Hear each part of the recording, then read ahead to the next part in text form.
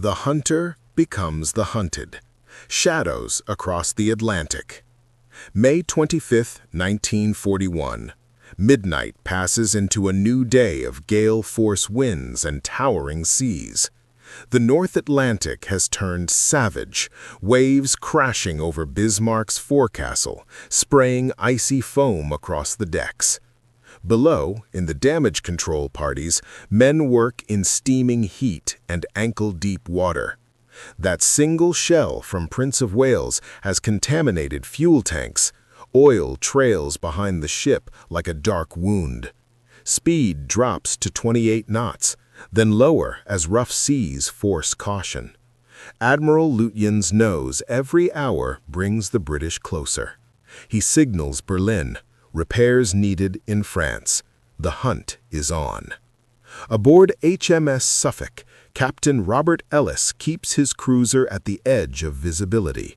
Radar pings painting Bismarck's silhouette on the glowing screen. Norfolk shadows from the other flank. They dare not close. Bismarck's secondary batteries could shred them, but they will not let go. Every few minutes, Suffolk's radio crackles with position reports beamed to Admiral Tovey aboard King George V, hundreds of miles astern with Rodney and the carrier victorious. On Bismarck's bridge, tension replaces the previous day's elation. Lookouts strain through rain-lashed binoculars. Radar detectors whine whenever British sets sweep across them. 𝙁𝙤𝙤𝙦 orders zigzag courses, sudden turns into squalls. For hours the game continues, German gunners itching to fire, British cruisers vanishing into mist only to reappear on the scopes. Then, late on the 25th, Victorious launches her strike. 9 swordfish biplanes, obsolete relics with fabric wings and open cockpits, claw their way through 50-knot winds. Torpedoes slung beneath fuselages. Pilots like Lieutenant Commander 𝙬𝙤𝙤𝙧𝙦 fight controls that buck like wild horses. The Germans spot them first as tiny specks against black clouds. Anti-aircraft guns open up. Pom-poms, 37 mm, the heavy 105 mm batteries thundering in staggered salvos. Tracers arc into the sky like angry fireflies. The swordfish press on, impossibly slow, skimming waves to avoid radar prediction. One by one, they release. Torpedoes splash into the water. Bismarck turns hard, engines screaming. Explosions bloom alongside. Close, but no hits. The crew cheers again, relief flooding through the ship. Those ancient crates couldn't touch them. The swordfish limp away, one shot down, others damaged.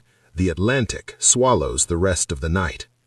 By dawn on the 26th, the weather worsens. A full storm rages. 𝙁𝙤𝙤𝙦 sees his chance. He orders a sharp turn northwest, then south into the troughs of the waves. Suffolk's radar loses contact in the clutter of sea returns. For precious hours, Bismarck steams alone. The oil slick fades. The crew begins to believe again. France is only 2 days away. Repairs, refuel, back to sea. The British have lost her. In the wardroom, officers toast quietly. Sailors write letters home they think will soon be posted. Even 𝙁𝙤𝙤𝙦 allows a flicker of hope in his reports. Enemy contact broken, proceeding to Saint-Nazaire. But far to the west, a lone Catalina flying boat from Coastal Command drones through the murk. Pilot Ensign Leonard Tuck Smith, an American volunteer, spots a dark shape on the horizon. Oil, awake. He shadows, radios the position. The net tightens again. Aboard HMS Ark Royal, Captain Loban Mound receives the sighting. The flight deck pitches violently in the storm, flight deck rising and falling 40 feet. Yet swordfish are readied once more. 15 aircraft, led by Lieutenant Commander Tim Coode, catapult into the air. They fly low, almost skimming wave crests, searching for the beast that has humiliated the Royal Navy. The Germans do not yet know it, but the true moment of disbelief is only hours away.